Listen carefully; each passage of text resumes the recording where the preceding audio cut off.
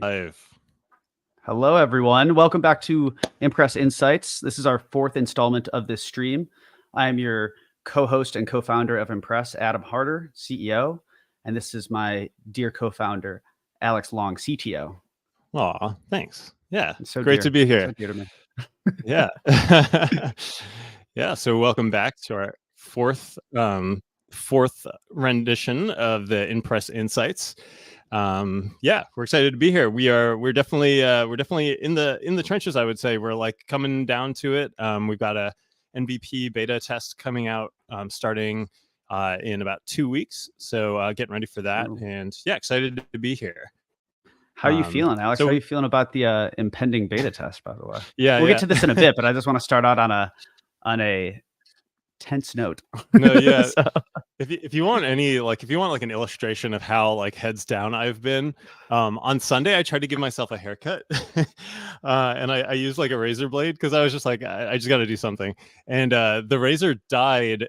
Like it was an electric razor, and it like died halfway, and I have just not fixed it. So it's a good thing you can only see the front of my face right now because the back is a hot mess. Oh my gosh. You didn't tell me that anecdote. Yeah. So I'm just like, whatever. I'm not leaving the house. It's all good. Oh my gosh.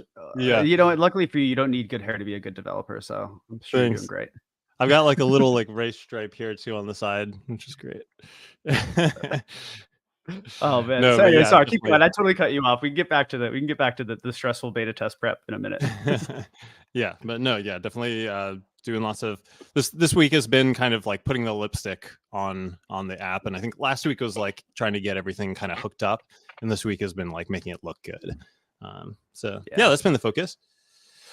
Yeah. I mean, yeah. So for anyone who's jumping on, basically, we are launching the InPress app this summer. We're going to be doing our soft launch in DC. And for anyone who doesn't know what that means, we're basically going to be opening InPress to an exclusive group of people who we've either partnered with or have been very supportive of us, or frankly, might be on this live stream right now. If you are on the stream right now and you are in the DC area, that includes Arlington and Alexandria, let us know. And we will put you on that exclusive first list for, even just being here for a live stream. That's still support. We do appreciate it. And we are going to be having this soft launch be live for about a month, 6 weeks, at which point anyone who has access can invite up to 10 of their friends. So it's going to be kind of exclusive. It's going to help us see how it's performing and sort of test a bit of our infrastructure. And then we're going to hard launch to the entire DC area, meaning that anyone in that area can access the app. And depending how it goes over time, we already have our next launch cities picked out, which is the meeting I just got out of. And it's very exciting. I won't say more than that. I'll just say that we'll be focused on one particular region of the US at first before going bigger. Yeah. Is it Alaska? Wait, no, that's exactly it. Yep, yeah. It's Alaska. Acting like you, like the co-founder, wouldn't know where it is. Get out of here. Maybe we should tease the trivia though, hey? Yeah. So so each InPress Insight, if this is your first time joining us, each time we do this, we do a trivia question, and it's going to be some random factoid embedded in the live stream, and then at the end we will ask, and if you get the question right, you get I believe it's a free month of premium. Is that right? Is that what we're offering? That's correct. Sweet. Yes, indeed. Cool. Yeah, that's exactly right. So keep your ears open, because we quite frankly shoot from the hip on that. It is totally live. And I don't even think, have you even written down? I don't even know what the answer is. If you've written down the answer, we kind of just do it on the fly. So I wrote something in the Google Doc. There's a question mark after it, but see, this is the whole thing isn't totally ad-libbed. We do have a Google Doc, but I wouldn't say we study it. But next thing, yeah, let's talk a little bit about our InPress interactions then. This is I wouldn't know if I would call it a segment as much as it is just an interesting talking point around all the crazy conversations we have about InPress with people. If you can imagine as a listener starting a news-based dating app and telling people that you're starting a news-based dating app, all of the reactions and questions that come with that, some of them are funny, some of them are insightful, but all of them are interesting. And we just kind of like to cover some of those because I just think it really shows what the world thinks of it and how we're approaching InPress with all of our potential users. The first one that I want to talk about is a mentor of ours named Wendy Zajac. First off, I want to give Wendy some love. She has been helping InPress since almost a year ago. which is wild because I did my master's at Georgetown, and she is the head of integrated marketing communications at the Georgetown School of Continuing Studies. It's a mouthful, Mhm. but she is one of those types of professors who just really, really believes in her students and goes out of her way to help alumni and students just succeed. And the moment that I told her about InPress last summer, aside from telling me that it was, quote, the most DC effing idea she's ever heard, she told me she loved it, and that DC would be the perfect place for it, and so would Georgetown. And ever since then, she's just been giving us so much support. So shout out to her. But we had a meeting with her this week, and just kind of wanted to get her take on how we're going to market in DC. And she's taught in DC for 20 odd years, and most of that has been at Georgetown, so she knows this community well. And I thought an interesting thing that she brought up when we talked about the Friends version, which Alex, you mentioned to her, and I don't think I had really talked to her much about, because I really hadn't spoken to her since probably February. And it was since then that we've really decided to double down on our friends and dating offering. She was kind of saying that this would be an interesting, we are putting ourselves in an interesting position to label ourselves as the anti-loneliness app. And I find that interesting. I've countered to her with devil's advocate, Wendy. Couldn't every dating app say that? Couldn't every dating app say technically they're the anti-loneliness app? And she was like, that's fair, but the fact is that they aren't doing that. It's that sort of binary swiping model that is exhausting all of their users. They're not actually solving for loneliness, and loneliness is solved by people feeling deeply connected to others. And that's exactly what you're solving for. And the fact that you're doing it with friends, she said, Adam, I think about it like when freshmen come to Georgetown and they don't have anyone to be friends with, or they're trying to find a community, they might be looking for dates, but they're more so looking for friends. And that's what your app solves for, this whole loneliness epidemic that's going around. You reward people for being their authentic selves. And that, to her, more so addresses being able to say you're the anti-loneliness app, which is in my mind a big claim, but if we can say that, I would love it. Yeah, I mean, who doesn't need a friend? I feel like sometimes the dating angle can actually be like you're coming in a little hot. It's like, I don't know if I want to date people yet. I want to meet people. A lot of people actually like to make, romantic connections through platonic connections by hanging out with groups and stuff like that. So, right. Yeah. It's a good point. The whole, if we just talk about the dating side, that's a really good way to put it. It comes in hot. It not only comes in hot, but it comes in with a lot of predispositions by the people who we talk to. Mm-hmm.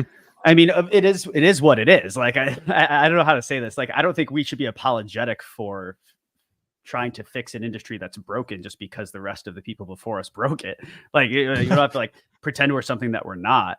But at the same time, it's something that we have to be ready to address. And so it's sort of like, I think the Friends version, while it's incredibly useful for our users, it's also just like a nice way to sort of soften it to a more universal, anyone who's ever looking for a friend could use this. Yeah. More soft. Yeah, cool. Yeah. So, excited to maybe, connect with some Georgetown students. Me too. And boy, oh boy, will we be meeting a lot of them this summer, Alex. Well, I heard they're a good batch, good group. So. Yeah. Yes, they are. I could, at least 3 people on our team are from Georgetown. So you don't want to alienate the rest of your team by saying you don't like people. The other thing I want to talk Mason, about, which is like, that's the wrong George. I actually didn't even know that about you until this week, which is wild. The other one I want to talk about was this woman named Tanya. She had asked me to come and basically be a guest presenter for her marketing for entrepreneurship class. She's also a Georgetown professor and the former CMO of Citigroup. And she had another interesting insight for us. We're talking about InPress Insights. Here's an InPress insight. The idea that we are appealing to, this is her direct quote, not mine. The idea that we were appealing to her 65 and older single divorcee rich friends in Miami. So, excellent. I know, great. The exact next target market. The plan is coming to fruition. Exactly. It was 18 to 24-year-olds, 25 to 32-year-olds, and 65 plus single women in Miami. That was exactly what it was, guys. No, the idea that basically she had talked about InPress to her friends before she had ever met with us. And just based on what I guess the documentation we had online, she had told them about it, and she said that they were really excited by it because they're 65, right? Ish. They don't want to be using Tinder. They feel like it's how do I say it's sort of like I don't want to say it's below them, but they just feel like they're giving up a piece of their pride to be a part of this sort of superficial dating model that they've never had to subject themselves to. And I also, feel in like her words, anyone it's getting on usually Tinder is like sacrificing a little bit of their right, exactly, right. Well, that's fair. That's fair. But that apparently it was also, a lot of younger men looking for older women to Okay, relationship with, and interesting. they wanted to match with people That's that a were more. dynamic. Yeah, they wanted to match people who were more their speed, more their dynamic, Right. and just be into the same things that they are. And I Mhm. think that she said that this is what made InPress so interesting to them, and so that we should also be considering that as a company. How are we positioning ourselves to the older markets and the younger markets? And how are we finding those sort of ins with those communities so that we're not alienating the others, right? We don't just want to always focus on the younger community because then the older communities might think this is just a young people app and vice versa. Young communities might be like, that app's for old people, right? The good news is, in her words, we have a good problem because our product is appealing to multiple generations at the same time. And that's pretty rare. So she said it's a good problem to have. To me, it sounds stressful, but exciting. But she would know, former CMO of Citigroup would know. So I'll take her word for it. Yeah. Yeah. Cool. Yeah, that sounds great. I mean, yeah, I feel like it's one of those things where also like, yeah, we'll probably need to make a choice eventually of like who we're going to focus on first. Yeah. But yeah, it is. I mean, it definitely does speak. I think the idea, it just speaks to the idea of like, yeah, the news is something that a lot of people are interested in and like don't have necessarily like a great way of connecting to other people through. So yeah. Yeah. This wasn't necessarily something that I had on the agenda, but it's really cool to see the newsfeed coming together the way that it has with all your great work integrating O Point. Shout out to O Point. We love you. Thank you. It's cool to see all of the different high quality news sources being aggregated together. It really is creating a very unique news space. I'll be honest with you, we haven't quite figured it out yet. Like, it's coming together, it's taking form, but it doesn't feel like anything else I've ever seen on an aggregator so far, right? That everything on there is already vetted for quality, and now it's just how random can we make it and how relevant can we make it? Yeah, it's fun. Yeah. Yeah, jumping ahead a little and out of our agenda, but yeah, we're kind of Wizard of Ozing this a little bit. Like, eventually we'll have like some brilliant AI that's like, able to like pick the best articles to recommend. But like right now, there's actually like just a bunch of humans, like our team behind the scenes being like, that looks like a good article. Yeah, yeah. It's cool. I mean, like, our team is basically playing editor, and Yeah. I don't want to say that that's something that we would scale, and I also don't want to be the arbiter necessarily all the time of what our users see. We are still a startup and we have to make this thing work somehow. So it's fine. That's exactly what Reddit did. You have to kind of curate the content at first before the network becomes self-fulfilling enough it can do it on its own. Yeah. But it is cool though, because I've actually really come around to this idea, and I'll admit that, Alex, it was a harder sell for me. I think I was like, I don't really want to be, I fear this. I don't fear. I just can foresee this conversation of like, who's choosing. Everyone always thinks everyone has an agenda, right? And our agenda is to basically create human connections. So we need to, the nice thing is that because all the news is already vetted, we can't claim agenda because none of the outlets have an agenda. So it's just like, it's all just facts. And what the facts tell you, the facts tell you. So like kind of takes the onus off of us a bit, which is nice. But at the same time, it is fun to play editor. And we have now Apple on our squad. Basically, even today was like, I would love to do that. Right. Roxy's interested in doing it. Gives all of our team the ability to get their hands in the weeds, figure out how the newsfeed that they're making comes together, and how the things that they choose can literally create human connections. That's the craziest part. Like if Roxy will probably choose different things that I choose, but it's sort of the butterfly effect. It feels consequential. Like when we actually launched this app, you know what the butterfly effect is, the physics theory? Yeah. Not the Ashton Kutcher movie. Well, that is, I mean, the Ashton Kutcher movie is based on that. Yeah, no, I know. Crazy movie. But the idea that like, just one thing, me putting the bottle down this way could affect someone's life like halfway across the world just through a series of random events. And Mm-hmm. the idea that for a week at a time while we're scaling this, we all take shifts to basically pick the articles for that day. I mean, those could be very life-changing picks for people. It might seem so innocuous to us, but it informs everything that we do at InPress. It's kind of nuts. And it's exciting. I feel like it really makes the whole team feel involved. So Yeah. Yeah. Yeah. This is like Paul Graham is like a big like startup guru person. And one of his things is like do things that don't scale first. Like don't worry about like automating everything at first. And kind of like you were saying of the thing that Reddit did, like Reddit. Originally it was just like the founders of Reddit who were posting everything. And then one day he woke up and he was like, oh, I didn't post that. Like somebody else posted on Reddit. That's cool. So yeah, it's kind of what a does little that bit of a mean, fake it though? till you make it.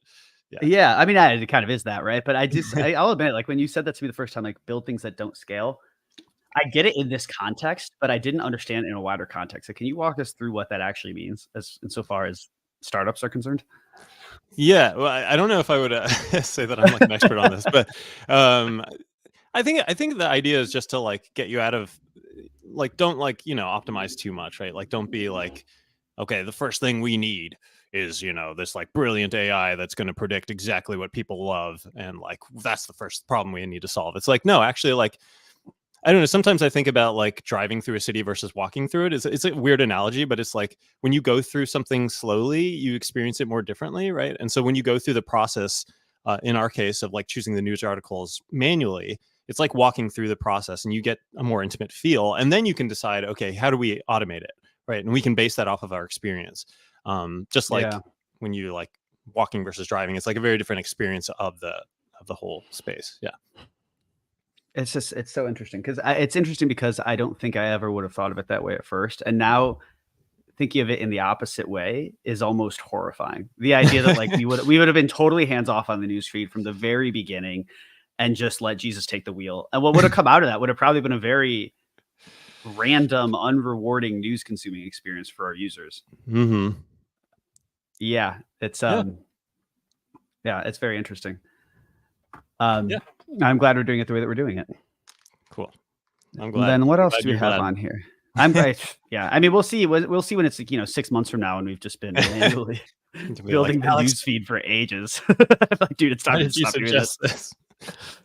I'm just about it with the hope and expectation that we're building out an automated system in the back end Mhm. while we're doing this. So, yeah, that's me publicly telling the world, like, Alex, we better have a solution for that. Like,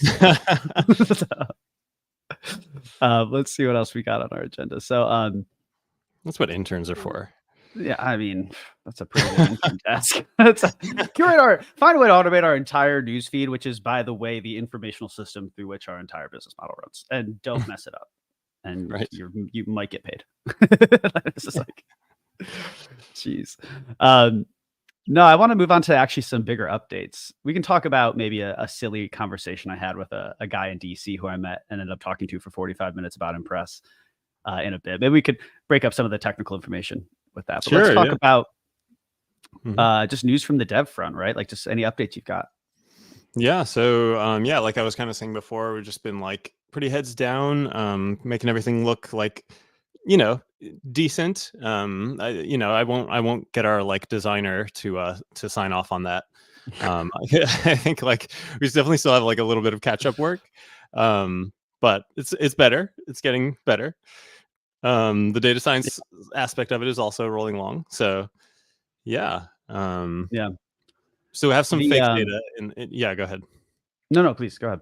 I was just gonna say, like, there's still like some fake data. Like all of our profile pics are still fake. So I think like I have like this like dashing like man with a scarf with like the wind blowing in his Oh face. yeah. Oh my god. I was like, you picked that picture on purpose, didn't you? That was Sure, it was funny. random. I think yours is like this I have like one. girl at the beach. Yeah, she's like, "Yay! I'm the I have a girl co-founder at the of beach. InPress." Oh man, lucky me. It's like That's totally random. fun. That's so funny. I sent the one of my I don't even remember at what point I gave you the names to fill in there. Like, I don't even know. Does that predate you? I don't even know where this came from. Yeah. Yeah. I must have just like put a bunch of names down of friends, and it ended up being the most hilarious surprise the other day. I was laying in bed and I checked out the app and I just went to like the leads function. I just saw Abby Harder, which is like the name of my sister, and just a random like girl dancing. And I was like, this is so. I sent a screenshot of it to her, and she's like, "Yo, she looks like a vibe." Like, that was so funny. Nice. The yeah, so that's exciting. I mean, I think I'm really looking forward to seeing how this thing comes together in the next, like, honestly, coming days. I don't know if my app is still coming up as dark mode, but we'll see. Oh yeah, that's like, yeah, we're so good. We're like, we have features going live that we haven't even implemented yet. Like you have dark Amazing. mode activated. Yeah. Well, we discovered that at a team meeting when everyone else was like, "Yeah, my app looks white," and I was like, "Oh God." Which I honestly thought, like, it made me realize that in the future dark mode might not be a bad idea, but Yeah. uh, Yeah, absolutely. Yeah, and so we're yeah, doing like an internal test next week. So that'll just be like our team playing around with it, trying to find awesome other bugs like dark mode. And then the MVP would be going live the next week, I believe on the Wednesday. So I believe that's May 15th is what we said. right. That's the big one, May 15th. So for anyone listening, if you'd like to be a tester, we would highly encourage it and really appreciate the feedback on the basically MVP. That means minimum viable product. That means if it was to launch, it would still work. So, I'm like sweating as I say that, but it's just InPress.app, our typical landing page. You can sign up to the beta test there. Yeah. Nice. Yeah, and do it sooner rather than later, because that gives you a chance also. Like we'll start the profile setup process so that you can, get like a picture uploaded or whatever, and that way like hit the ground running when it opens up.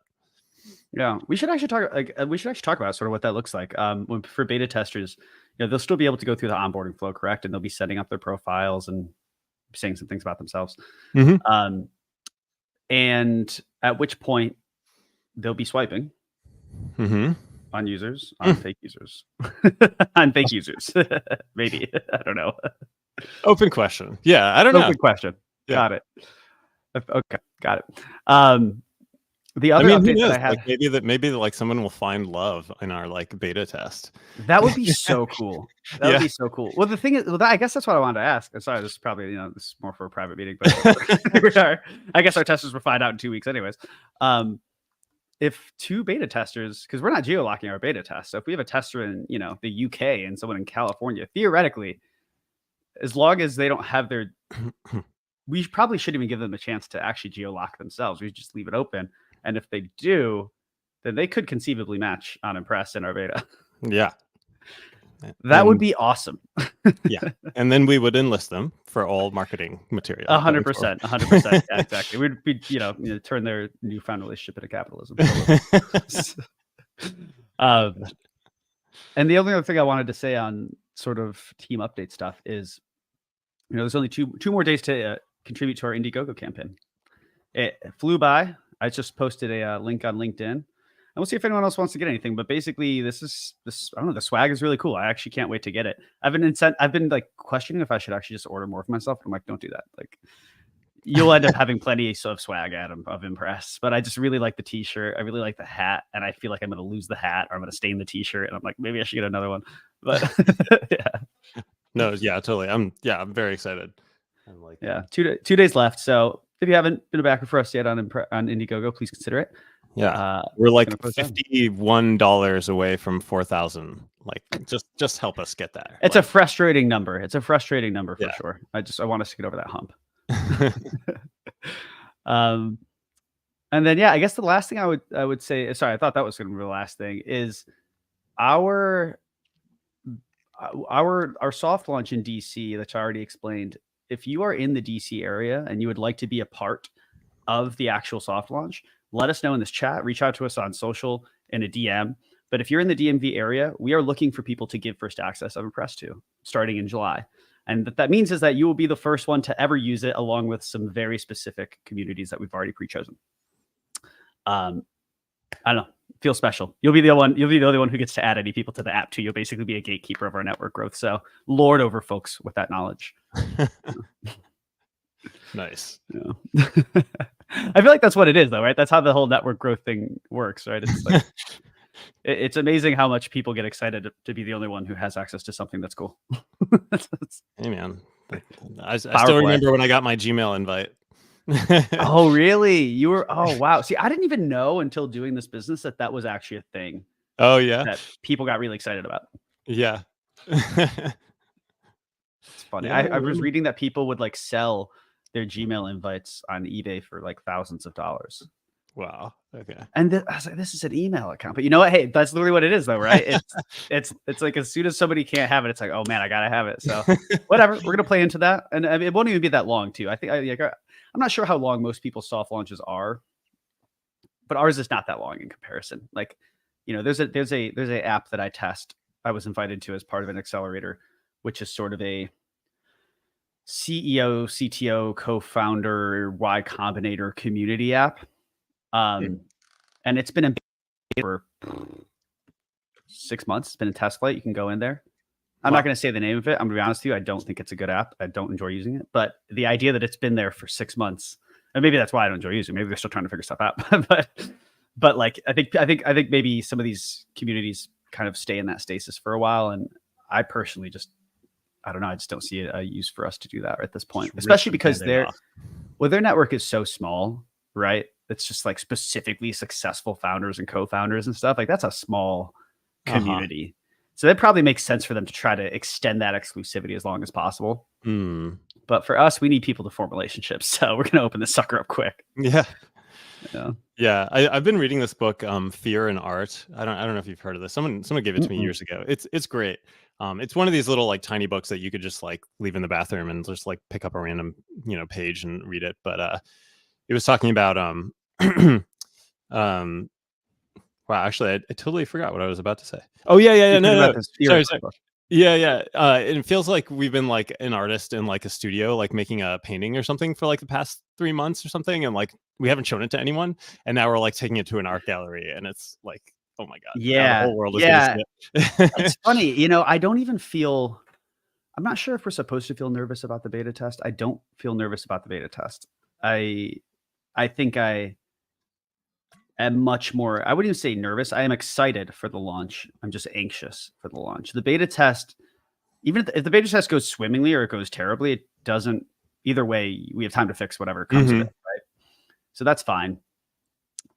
But you're right. It kind of just feels like there's going to be this moment where I'm going to sound sappy, but I envision our launch party in DC and having all these people there who have helped contribute to this vision. At that point, it will have been a year and a half in the making. Hmm. And that's just going to be wild to think about. It's like at that point, it is art, but it's like community and it's grind and a combined hundreds and hundreds of hours of impressive will be like stuffed into that room. And it's just going to be wild to be a part of like bringing that out there and just hoping that it all pays off, right? Hoping that people kind of see in it what we saw from the very beginning. Yeah. Yeah, yeah, absolutely. Um, Launch and party. yeah, yeah. I mean, maybe that's a preview. Don't know, don't know details yet. Probably ain't gonna talk about it yet. There will be a launch party in DC when we launch. Full stop. That's the teaser. So, um, I guess the one thing I did want to talk about too is, and because this has been a really interesting. I don't really get to talk to you about this much, Alex, but there's been this really interesting methodology.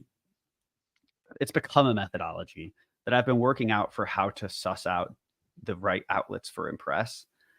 And if there's any like news or journalism junkies out there, this has like been a fascinating thing to me that I had a vision for Impress when I started this concept, but actually doing it in practice has been so revealing in that when we pick news outlets for Impress, we want them to fall within a certain neutrality range, meaning they can't lead too far left or too far right in their reporting. And they have to be of a certain, what's called a reliability. So they basically have to have a certain strength in the sources that they provide. Experts need to be talking about things on their shows, not random people with hot takes, right? And I we're using a service called Adfontes, which our followers will be familiar with. But I used to think that like these numbers aren't going to mean anything to anyone, but I used to do -8 and +8 biases range. And what that means is like you can lead, those go all the way to like 45, right? And so Hmm. you'd think that like -8 is still pretty tight. But I came to realize as I was looking through our outlets last week that it's not tight enough. And I actually decreased it to -4. and I increased our reliability to plus 42, which can go down to like 0. Interesting. And it's wild to see when you limit the XY axis like that, just how few and how many outlets kind of live within that narrow bubble. But what that limits is things like goodbye NPR, goodbye Mm. Washington Post, Hmm. hello Dallas Tribune, like hello Pew Research. Like, yeah, and they'll like, it's still, the fact of the matter is that when it comes to like biases rating, there are just more. I guess I'm realizing after like digging into the data, it's clear that even if an outlet skews left, there's more outlets that are skewing slightly left because it's closer to the truth. There's a couple on the right-ish lean, a -4, but most of the ones that are reporting falsehoods on the right are very extreme. So even if it was like -8, this was almost empty on this side. If it was like -4 and -4, it's like 30 outlets right here, 5 outlets right here. If it's Hmm. -8, it's like that. But if I was to like let it go all the way, it would be like equal amount. So it's almost like saying like the biased right-leaning outlets are way more biased, and in aggregate. There's still a couple of ones like doing really good work. Like Straight Arrow News is a great example. Like Hmm. I guess they have a slight right lean, but they're fantastic reporting. Kind of like the Telegraph in the UK, another example of that. It's just been really, really interesting to see that. And I can what I realize is that it's better to be too safe than too careful. It's better to be too careful than not too careful, I guess what I'm trying to say. We don't want to have a scenario where we are over here espousing neutrality, journalistic values, and poor journalism is slipping through the cracks, and we get called out and say like, "Hey, I thought you guys were supposed to be this bastion of factual news," right? So I realized I narrowed it up, but now it's going to be interesting because there's going to be outlets that have really good, talented journalists, like the Washington Post, that in aggregate, as of right now, can't be on InPress, right? Hmm. And so it's just like, And what is the but we're not punishing. reliability? What does that mean? The That basically reliability metric? means that basically means how for each, because like tests every single article that outlet puts out. That Hmm. basically means how strong are the resources, how reliable are the sources, and how reliable are the reporters, and how Okay. reliable is the is the network as a whole. Mhm. Like I said earlier, how much are they actually having, like, a professor of physics talk about physics as opposed to some random person who looks through a telescope? It's like kind of like in aggregate, that's I what that score Yeah, would yeah. indicate. Okay. Um, so, and that's not to say that those will be our final numbers, right? Maybe they'll go narrower, maybe they'll go wider, but it seems like a really good place to start right now. I bring this up because it raises an interesting conversation for us, right? Like maybe maybe some outlets that we thought were really neutral aren't as neutral as we thought, even just because they have a big name. Maybe ones that we thought weren't that neutral are quite neutral. And whatever happens, happens with that. We can't change the data. Like the numbers don't lie. So it's just like, and we'll see like sort of what that transpires in with partnerships down the road. But I think at least we're safe as far as we're safe and our users are safe. That's what's the most important thing, is that our users are still only getting the most factual information. There might be conversations where like, why don't you include this outlet or that outlet? And I think at the end of the day, we just have to be able to stand by our guns and say, we can only rely on the data that's out there. And as of right now, the data doesn't clear them for that entrance into Mhm. InPress. And maybe it will over time. Like, we sorry, my TED Talk's almost over. Yeah. We will probably have to build out a way to review this stuff on a regular cadence, right? Because we don't want to like limit, we don't want to push away potential business partners down the road either. Or if an outlet is making honest efforts to be better, we don't want them to feel like we're not rewarding that behavior, you know? Yeah. I feel like Um, the front end, the editor stuff we're doing also kind of plays a role in this too, because it's like we could, if yeah, like an example like the Washington Post, like maybe we can, you know, add a little bit of like neutrality, right? Like we can kind of add that by picking certain articles or something like that. But yeah, that is a potentially. tricky game to play. Yeah. It's a tricky game to play. It's a tricky game to play, but also, yeah, that's a whole other conversation for like, Yeah. who's the editor at that time? What's the Right. outlet? How do they know? It's like, oh, it's just a cleaner cut to be like, when the data shows it for the whole outlet, Mhm. then we're good. Mm. Mhm. Takes the onus off us. We don't have to play those games. Mhm. Yeah.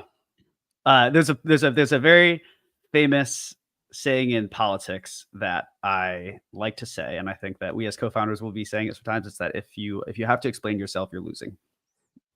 That's it. Like, that's it. Like, to do it right the first time and instill confidence, you know? I think Mhm. that's kind of going to be the same thing for us on our newsfeed. Yeah. Nice. Um, so Alex, what should we make the trivia question? What's I feel like when is the beta test launching is a Oh, good that's a good question. one. That's a good one. Yeah. Okay, so for anyone who's listening, if you can tell us when the beta test is, we'll give you a free month of Impress. And if you're in the DMV area, we'll give you exclusive first access to the app. Boom. Feel free to say in a chat. You'll basically have from now to the end of the stream. You're allowed to look it up. I don't even know if we've publicized that anywhere, but if we have, you're allowed to look it up there and give it a go. Good luck. When are we launching This the is a MVP this is beta open test? book test. I'm literally thinking to myself, like, have we actually said that on social anywhere? Yeah.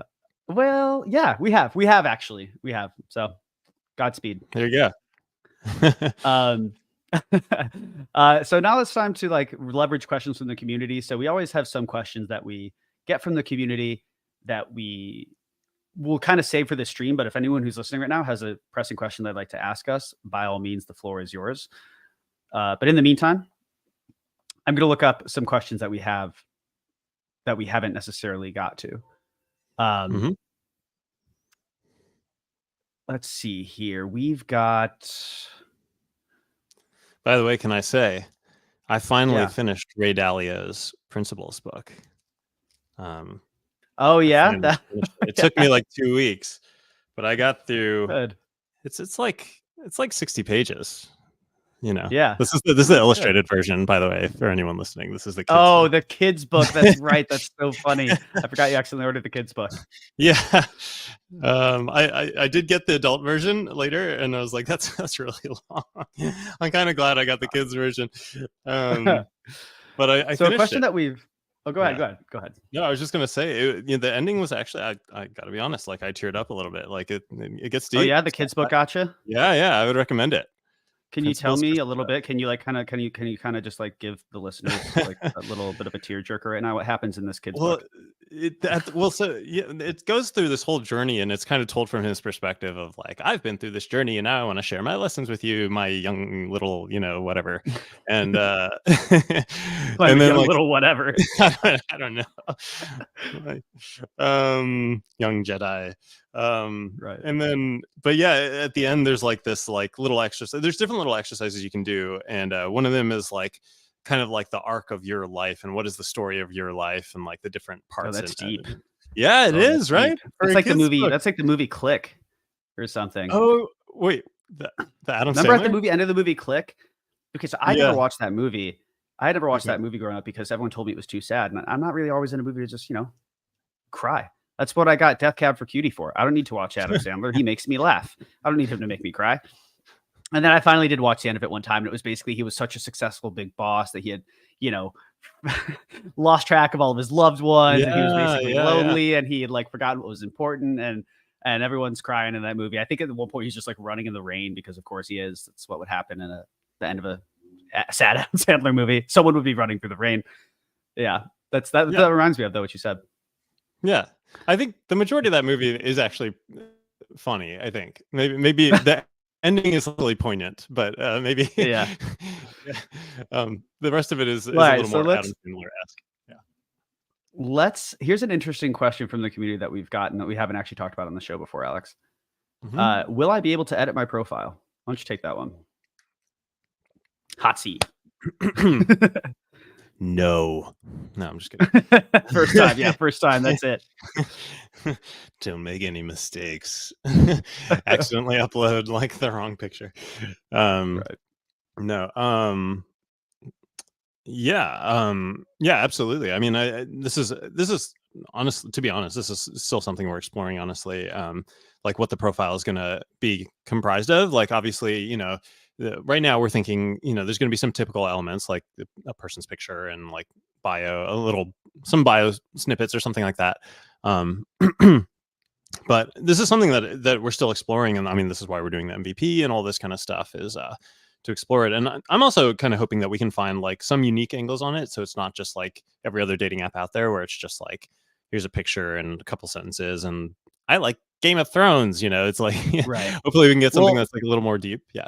It's an interesting point because I feel like we're almost incentivized as a company, but also for our users' sake, to not give as many profile editing choices as other dating apps, because the thing is that the only means of making a decision you have on these binary swiping apps is what a user provides about themselves. So I guess they're incentivized to give the user as much ways to express themselves as they can. But Hmm. because our differentiator is that we're using this data to find your interests and passions and hobbies and match you based on that, and we show you what those mutual interests are, that we're presuming that insight is so rich and interesting that it kind of just leads the charge in every other decision. Because even the way that we have it in our designs displayed on a profile, it's like at the top, right? You see their picture, you see how similar you are with them, and then you see your mutual interests. Then you can start to see, their age or how far away they are from you, or whatever they've said about themselves. And just based on how people go through apps, I'm going to presume, and also because let's be honest, it's the most colorful thing on the profile. They're going to look at the pictures, they're going to look at those colorful mutual interests, and then they're going to make a decision. Like they're probably going to have like a 75% complete decision in their head at that point before they even go see the rest of the profile. Hmm. So like, why even make it? And that's kind of what we want too, right? Like we don't want people to make so many judgments out the door. We just want them to see people who, of course, are attractive to them and intrigue them by how much they have in common. But we don't want them to be like, oh, they're this or they're that. We want them to discover that. That's the whole human part of it, That's Yeah, the yeah. like actually getting to the table and talking and finding those things out, so that it's less of a like shopping at the store and more of a intriguing interaction. Uh-huh. You're not Yeah. just like looking at someone's MySpace page basically and like trying to like Right. judge them or Exactly. something. Yeah. Yeah. I think that it's also cool because something we've talked about is like using these news articles also to like help the dating experience, right? Not just like find matches, but also even potentially find things to do on dates and stuff like that. And so I like the idea here that like I think honestly building a profile is like kind of a pain. Like I've been on a lot of dating apps and it's a huge friction point, right? It's like, okay, I got to find all the nice pictures of me and I got to like tinker with the wording and all this kind of stuff. And so the more that we can like, yeah, like you were saying, like we can identify the things that you were interested in based on what you read and show you that and show your mutual interest. Like that's all just taking work off of you as the user to like have to write all that. Right. Yeah. Yeah. Right. Exactly. It's gonna. We're probably gonna hear people who are like, "Oh, I don't have enough options to edit," or "Oh my god, I really like this." Like, there's nobody. We're never gonna make everyone totally happy. So I think Hmm. let's just lean into what we're really good at and that really intrigue people about this. I think so far our assumptions and presumptions, I don't even know what the difference is, have been right insofar as the crux of our entire business is that people appreciate less as long as what's there is better. Meaning they're okay with to scroll on their news feed, but because what's there is better, and that people do understand at this point in the digital age what exhaustion is and doom scrolling is. That while they might first see that and think, oh, that's kind of like not that much news, that might actually end up being something for them where they're like, okay, that's actually kind of nice. Like, okay, Yeah. I got what I needed. I've seen what's going on in the world. Move on. And because that we are a dating app, that we also want them to go explore the other parts of our app instead. And I think that renders itself true to the dating experience, right? We are when we say that we're the antithesis to the binary swiping model, it's like actually like by literally it's been built that way. Like theirs models are here's as many options as possible with as limited information as we can probably give, or that's accurate is what they're saying about them, and just swipe to infinity and hope you get lucky. Whereas ours is we're gonna do the filtration up front and show you less, but what you see is going to be specifically chosen for you. And Yeah. that we're going to presume that people are going to like that more, basically. Yeah, absolutely. And something that we also have talked about a lot is sort of the gamification of it, but like, basically like that also adds to this where you need to like rate some amount of articles before you start getting leads, and that improves the data that we have to make better recommendations. But it also means that like the people that you're seeing on there are people who are like media literate because they must have read articles to get on there. So you're like Yeah. already getting this like nice kind of pre-filter that like these are people who are putting effort into yeah, improving themselves and connecting. Yeah, that's fair. The other question that I'll just leave us with, which is like a little brain buster, is I mean, we know the answer like by the back of our hand, but the way that this question is written is interesting. Is how will InPress break the cycle of downstream user drop off after users find a match? Hmm. Nice. These are great questions. Are these really from the audience? Because these are, You're I like, feel like yep. these are great questions. Yeah. This actually, I Mhm. will say that like this one has been asked more than Okay. a few times. Yeah. More than a few times. Yeah. Yeah. Well, And okay. yeah. I mean, do you want to take a swing at it? Or Yeah. should I go? No, dude, I know it's I mean, I'll take a swing at it, but I'll probably Okay. have you tap in a couple times. But Uh-huh. basically, it's because we offer more as a whole. The reason that traditional dating apps have low user retention is because it is when you say it's transactional, yes, it's in the limited amount of information that you see on a profile, but then when you connect with them, there's no other thing to retain you. They're not offering any other product or service. It's just that initial match that you eventually got, and then that's the end of the story. So like that is if I'm an investor, that's a big red flag. Luckily for us, I think we'll probably have to address that sometimes. It's not like that's never going to be the case, but because we also have the friend version of InPress, and we're not just trying to shoehorn it in like, Bumble did. It's a part of our business model up front that we kind of definitely create, excuse me, we create a natural transition point for people to be like, okay, I'm still on Impress, but I'm done with the dating thing. I found a great person on Impress perhaps, but I still want to go find friends. I live in a big city, or that maybe it's hard to meet new people who are mutually interested in the same thing. And we give them a place to do that. The other thing I would say, long-term ambitions, I don't know how much you want to talk about here, but we have multiple different long-term ambitions to approach this, such as groups. But another thing is the newsfeed itself. I wouldn't, if I was a betting man, I'd, bet 50-50 on this. But there have been a couple conversations that I've had with folks when we've described how the newsfeed works that have made an effort on their own to say, like, that's an interesting way to present news. Like basically just keeping the quality high. Again, higher quality, less options. Higher quality, less options. That's basically all InPress is, right? Higher quality, less options. That's the same thing for the news, that they would actually be like, I would just pay for that news function if that was its own product, which is so interesting. The idea that people would pay for less news if they just knew the news was of a certain quality, right? Mm-hmm. That hopefully over time our users will have gotten acclimated to consuming news that way on our news feed. And even if they find, they're not looking for any relationships, friends, or dating anymore, that, by that point we have an InPress news function that is just its own sort of trimmed down version of the original offering, and they could just continue to consume news that way. So all of those things are those things I've just listed. All three of them technically are all different things that no one else in the dating space has, with the exception of friends. But even that, I guess you could say that other ones have friends aspect our trademarked model is built on. So patented, I should say. Excuse me, it's patented. Yeah. Nice. Yeah. Yeah. No, yeah, it's That nice. would be my It's kind answer. of like, well, that's a great answer. Thank you. No, I was just gonna say, like, yeah, it's nice, because like a dating app, it's kind of awkward when you open a dating app and it's like literally like, here's a person's face. Like, what do you think of this person? And like that's all you do on the app, right? Like you just swipe on people or you talk to people you've already swiped on. And then like if you're bored of those two activities, there's nothing else to do. Right. But Right. like with InPress, it's like, oh, okay, let me like browse some news and oh, cool. I just like read this article and suddenly got a match because of because of the article I read. So yeah, it just kind of gives you kind of an icebreaker almost. Yeah, definitely. Yep. Yeah, it's a good answer. It's a good answer as well. More succinct. Thank you. All right. All right, cool. Well, I think we've pretty much reached the end of our agenda. We've actually almost reached an hour. So I guess it's probably time to sign off, huh, Alex? Nice. Yeah, time flies. Yeah.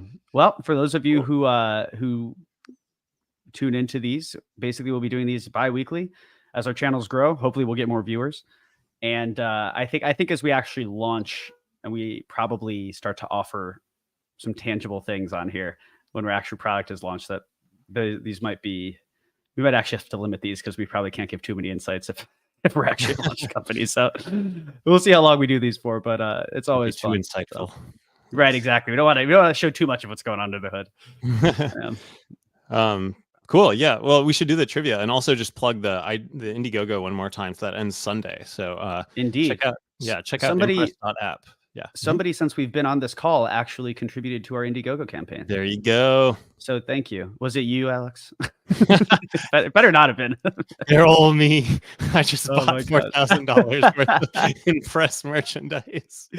Oh man, someone got us over that hump, and I do appreciate it. I can't actually Nice. tell who it is right now, but actually, wait, yes, I can. Let's see here. Let's see who this person was. Are you gonna call this person out? Oh man, yeah, I don't actually know who this is, so I do appreciate whoever this Okay. person was.